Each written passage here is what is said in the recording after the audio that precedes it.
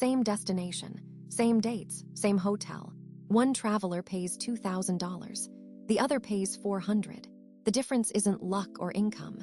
It's 5 moves in order. Here they are. Move 1, separate the flight from the hotel. Bundled vacation packages hide the real prices.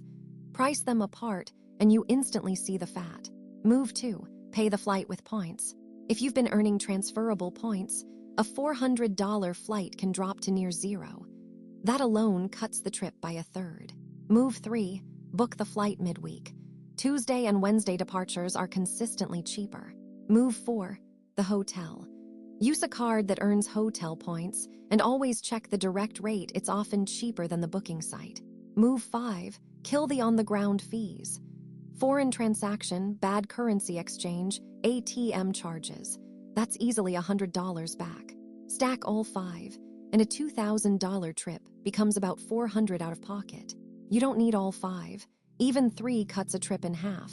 Start with the flight, it's the biggest lever.